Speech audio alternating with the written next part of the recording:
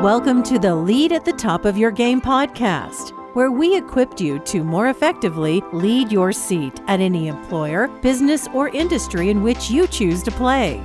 Each week, we help you sharpen your leadership acumen by cracking open the playbooks of dynamic leaders who are doing big things in their professional endeavors. And now your host, leadership tactics and organizational development expert, Karen Farrell Rhodes.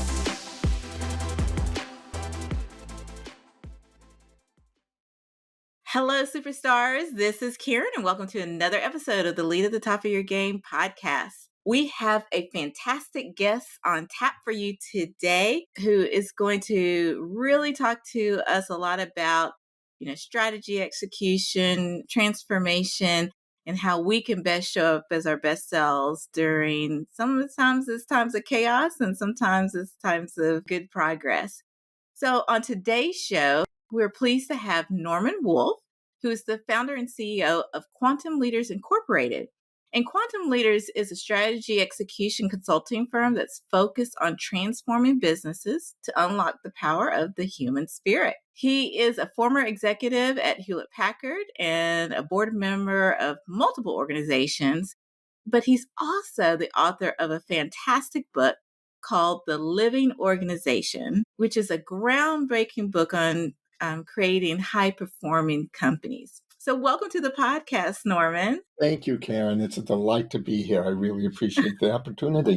It is such a pleasure to have you. I know you are extremely busy, so for you to carve out time from me and our listeners is such an honor. And I cannot wait to talk to you about what living organizations really are. But before we get into the nitty gritty, we always love to learn a little bit about our guests and their personal lives and passions. So for just as much as you feel comfortable, would you give us a sneak peek into your life outside of work? I'm not sure I have a life outside of work. I've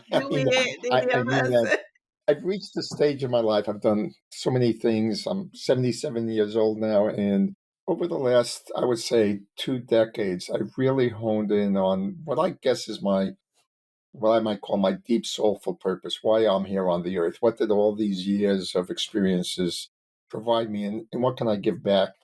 And the Living Organization is not just a book, it's a way of leading organizations that is, as you said, transformative. And I love golf, but that's not my passion. I love reading, but that's not my passion. But my passion is promoting the Living Organization and helping companies implement it. So in many ways, that is my outside of life and inside of life. It's all blended into one, huh?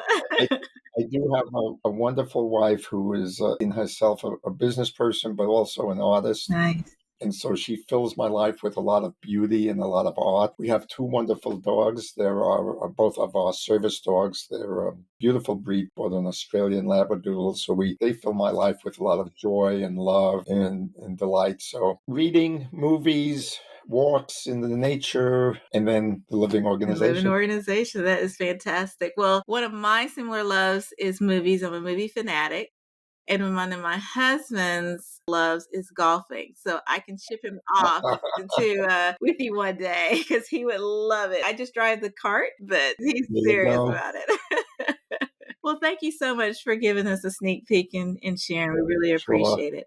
Well, Norman, let's just dive right on in and talk about living organizations. If you can, first of all, just define it for my audience on what you mean by that before we talk about it in depth. Well, let's drop back to what you said. I focus on strategy execution. So around 2000, 2001, I was on the board of a public company. He was a former client. Well, it was still a client as a consultant. But he asked me to join his board, and I was having a conversation with Bill, the CEO. And I said, Bill, why do you always use me as a consultant? And why did you put me on the board? And he said, it's easy. You help me execute faster. So that's what really kind of triggered me to realize that so much of the work I've done over the preceding decades really led me to this notion of what I'm really interested in is how do you help an organization, a collective of people, go from where they are to where they want to be. Love that. And as I began to explore that, and more importantly, as I began to run into these reports and statistics that show 70% of organizations fail to achieve their strategic objectives,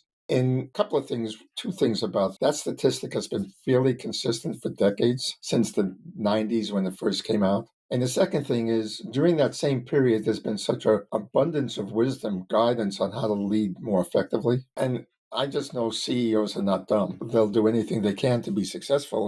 And yet something about this statistic just kind of drove me crazy. So here's what I came up with was the reality that we were living in a paradigm. If you know the nature of a paradigm, it's a system that sort of locks us into seeing the world a certain way. So the only solutions we have are within inside that framework. Right. And what I came to believe and have since pretty much proven it to be true was perhaps there's another paradigm, another framework, another way to look at an organization that would free up the limitations of the way we're currently looking at it and be able to implement all that wisdom from Tom Peters to Jim Collins to Amy Edmondson to, with all the brilliant Daniel Pink and all the brilliant wisdom. And what I concluded was we have this paradigm that looks at an organization like a machine. And the goal of the machine is to take inputs, do something inside this box we call the machine or the organization, and it produces outputs.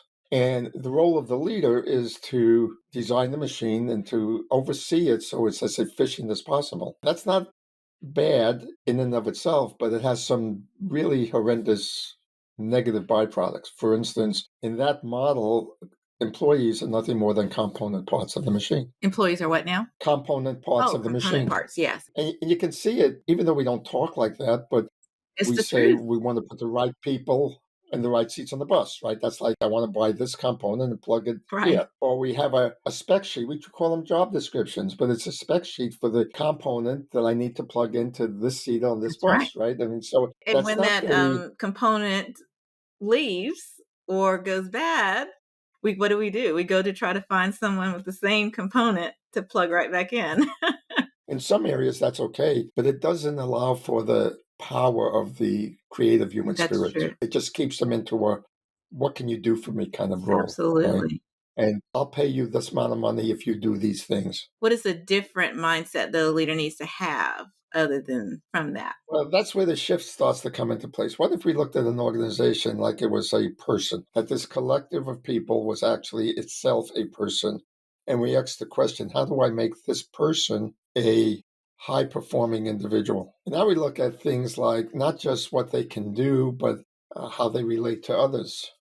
What kind of relationships do they have? How do they interact? We also look at what is their underlying belief system that causes them to behave the way they do. That's a good one. So in the machine paradigm, we just look at the activity that the individual would do, right? And we want to optimize activity. In the living organization paradigm, we look at the living person in terms of their activity, their relationship, in their context, so that we can optimize the total person to open them up to be more creative.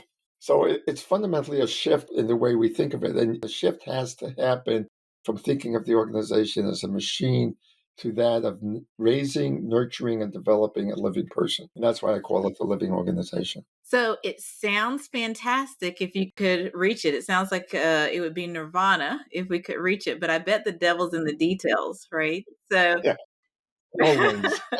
so I'm curious, what are examples of things that leaders need to be mindful of or do to start helping to change that perception of the organization just being a kind of a static entity to one being a living organization? Well, first is to just acknowledge that the old paradigm doesn't work, right? So to change your mindset, you have to accept the fact that the way I'm thinking now may be limited and open up to the possibility that there's something new. Always the first step. Sure. The second step is to, and this is something I took on as our responsibility working with leaders. A leader's number one responsibility is, was, and always will be ensuring the organization produces the results that ensures its sustainable growth. Right.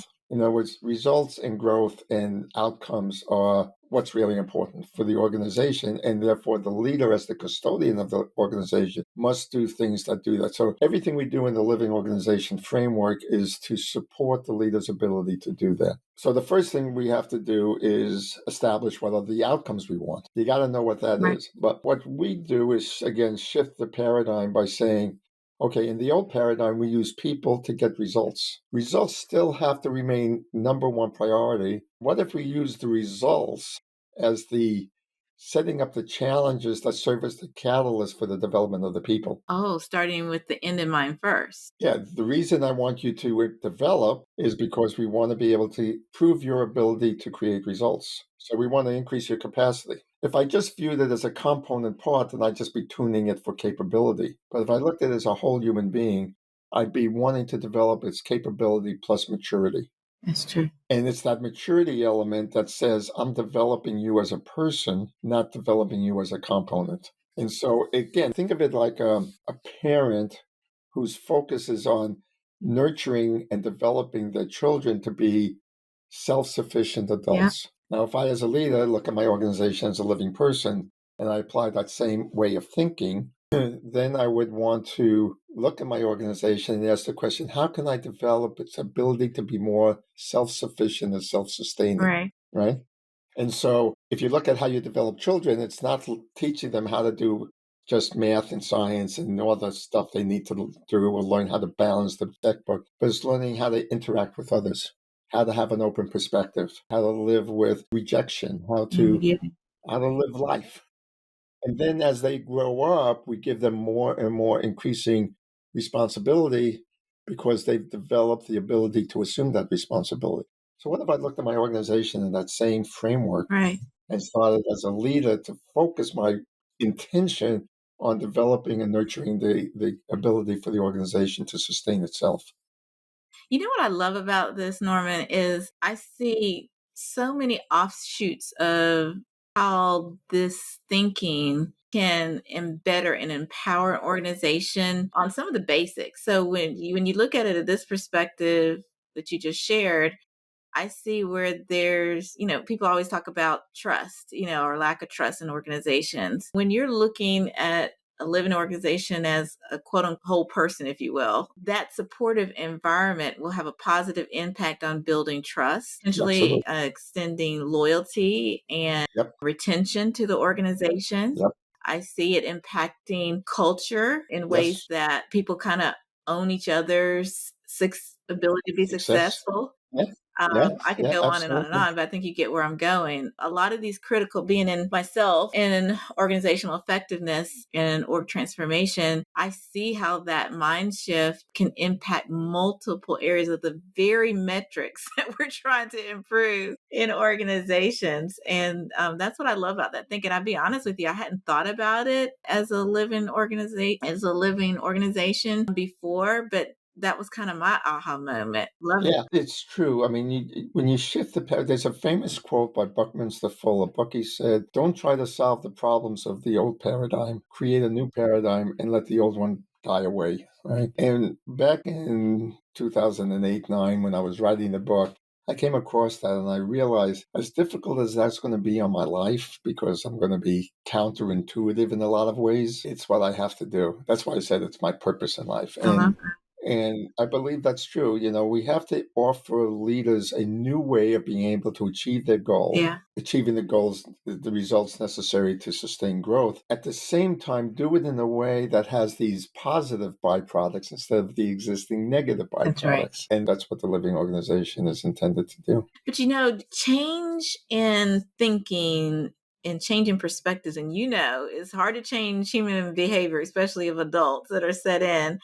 I'm curious, in Yeah. your experience as you've been talking to leaders and kind of coaching them on this, how receptive are they, or what major roadblocks do they have in falling back to their own more comfortable way of conducting business? Is this a hard transition for them to put into action, or not so much so? No, it's not easy at all. I likened it years ago when I was younger, I was a ski instructor. And for whatever reason, I always ended up teaching the beginners skiing or the intermediates. And there's a perfect example of what it takes to really shift one's thinking. And think about it. I'm on a snowy slope, and my whole upbringing says, don't lean downhill because you'll fall and kill yourself. So we learn naturally to lean uphill. I come along and I say to you, it's hard trekking down this with the snow.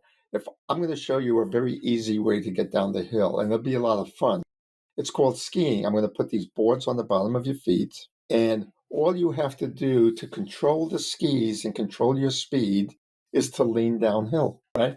I mean, think about what happens to us as people to learn that process of overcoming my intuitive way of thinking. That's what we're dealing with in changing the paradigm. And so, yes, they will get it intellectually and they think they're doing it, but they don't see how there's the way they're speaking or the way they carry themselves or the way they framed that question or how they avoided something or the fear of the response. I just talked to a CEO yesterday during one of our coaching sessions, and something I've been working with him on for probably a year and a half now. And he said to me, you know, Norman, I had a meeting with two of my executives, one yesterday, one this morning, and I finally understood that I was not being very clear and directive in my feedback to them because I was afraid of the reaction. And that in me has held the company back.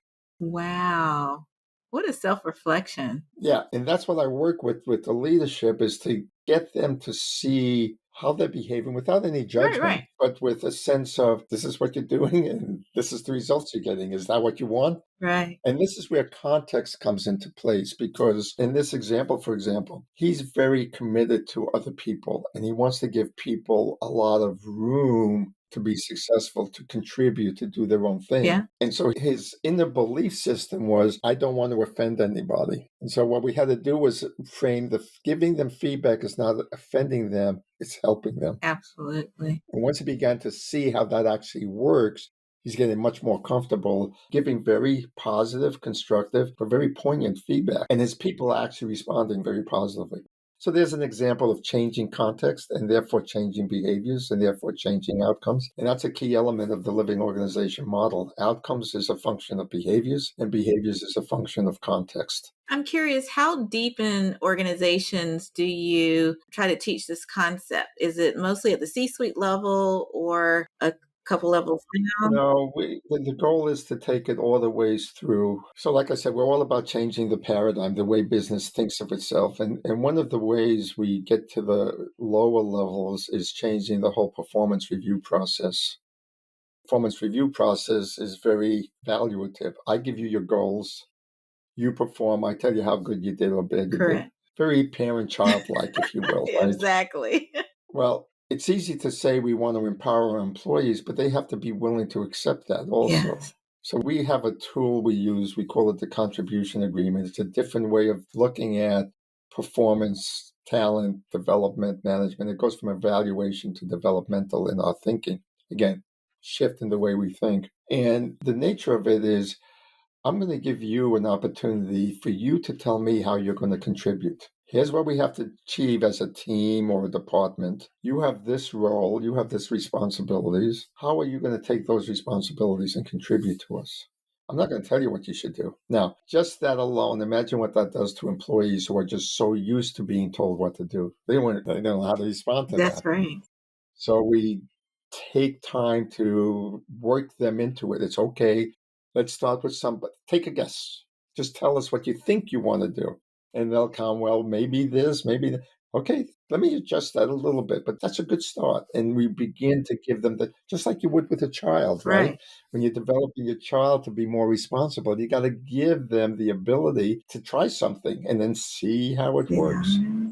So we have this methodology we call the contribution agreement, which facilitates it. Now, leaders need some new skills to be able to implement that, right? They need a lot of skills in communication and how to get out of their head and be able to go into their heart so they can connect human to human and how to learn when to be directive and when to be coaching, when to be consultative and when to be coaching, Absolutely. right? And there's a balance. So we have to teach them a whole bunch of skills around that. We have to teach them what context is and how to reframe it and how to work with it. So that's some of the trainings we do. We have some leadership skills around those, but that's how you do it. You take it, we start with the CEO, work with the executive team, and then teach them how to work with their people. And over a period of time, it begins to change the whole culture of the I organization. love that. I have a colleague who has his own consulting firm too, but his area of focus is on contributorship.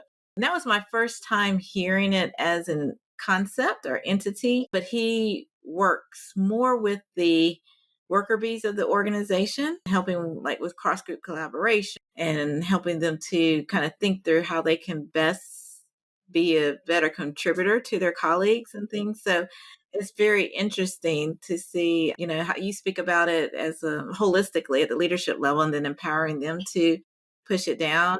And then he kind of starts, I guess, in the worker bee level and hopefully, goes up. So that's very interesting. It's got to be both. You're right about that holistic approach. You're working with any system, if you take it from a purely systemic Systems point of view. perspective. Systems are if you're going to do something over here, you got to complement it over here. I mean, if you shift something like this is going to try to stay in equilibrium, right? And so if you want to shift like that, you got to both sides of it to create that shift. Absolutely. Now, I'm curious, Norman, as also a fellow board member, I'm curious if this concept also applies or how it can apply to board of directors as well, because they're so governance oversight focused. Is there a way for them to help have oversight or support?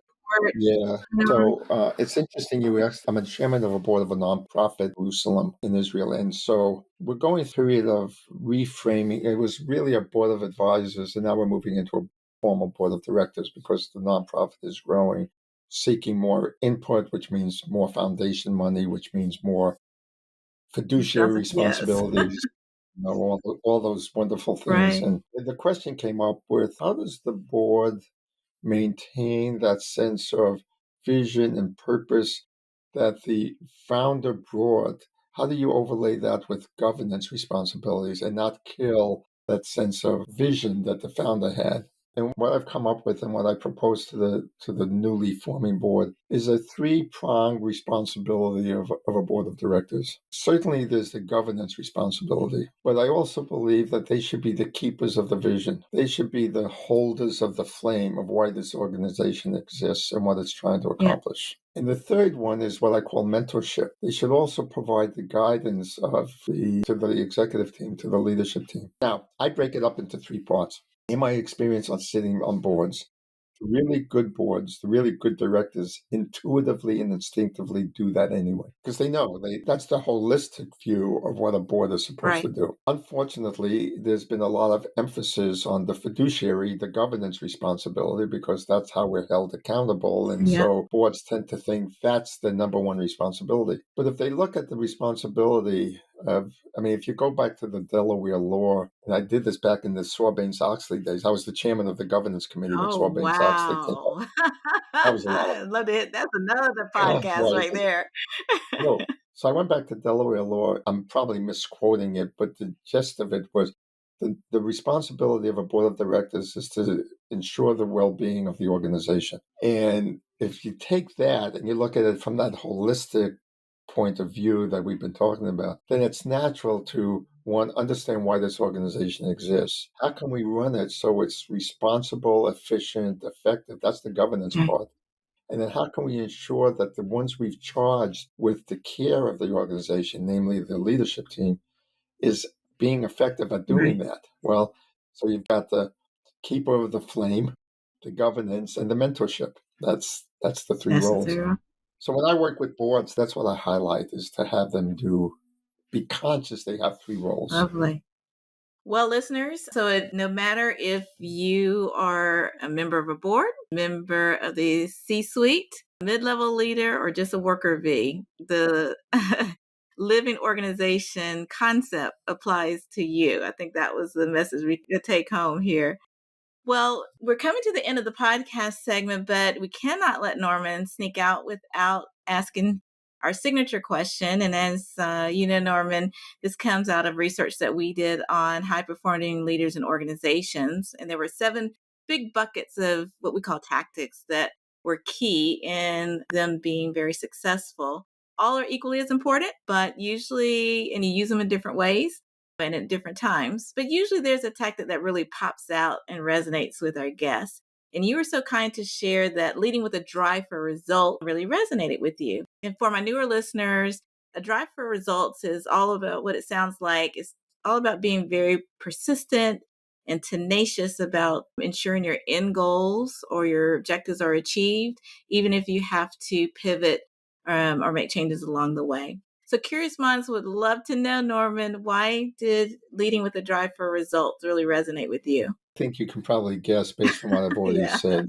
The number one responsibility of a leader, the number one responsibility of an organization is to be able to sustain itself. And to sustain itself, it has to produce outcomes. And so that has to be the number one focus of any organization is, are we producing the outcomes necessary to allow us to sustain ourselves over time? It doesn't necessarily mean maximizing profit for the sake of profit. It doesn't mean growing for the sake of growing. It just means, are we growing at a rate that will allow us to be around 10, 15, 20, 100 years? I was just speaking to a CEO of a company that's 102 years old. Wow. I mean, that speaks a It lot to does. That's the unheard of. way the organization has led, especially in today's Yes. world. So obviously, if you're going to sustain yourself, you have to produce results. So yeah, the number one focus has to be on performance goals, on results. Love that. Awesome. Well, thank you so much Yeah, for sharing.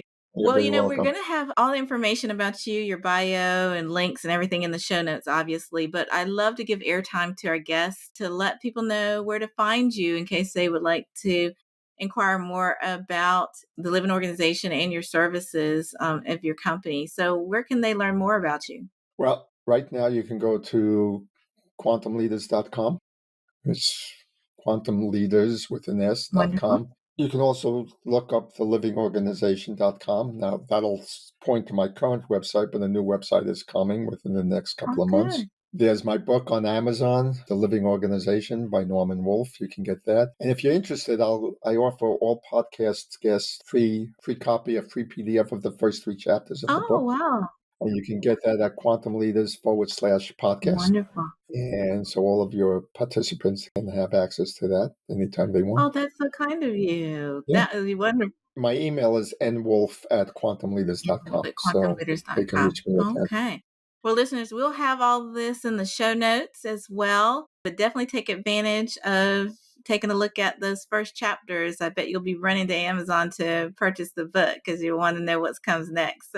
But thanks again for the gift of your time, Norman, and sharing quite a bit of wisdom with our listeners. And if I can just end with a quote I just received from one of my Sure. clients. Since implementing the principles of the Living Organization, we have seen a significant increase in collaboration, ownership for our stated goals and objectives, and greater alignment with our values, allowing me as a CEO to grow and evolve. Wow. If that's not a testimonial, I don't know what is.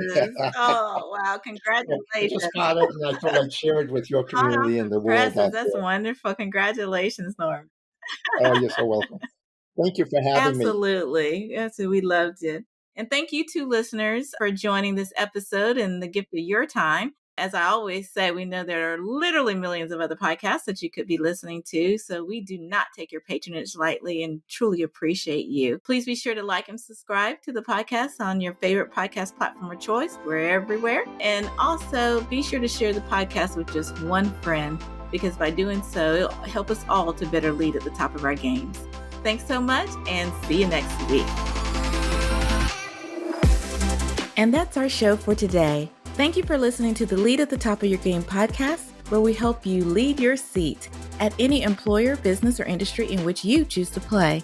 You can check out the show notes, additional episodes, bonus resources, and also submit guest recommendations on our website at leadyourgamepodcast.com. You can follow me on Twitter, Facebook, Instagram, and LinkedIn by searching for the name Karen Rhodes, with Karen being spelled Karan. And if you like the show, the greatest gift you can give would be to subscribe and leave a rating on your podcast platform of choice. This podcast has been a production of Shockingly Different Leadership, a global consultancy which helps organizations execute their people, talent development, and organizational effectiveness initiatives on an on-demand project or contract basis. Huge thanks to our production and editing team for a job well done. Goodbye for now.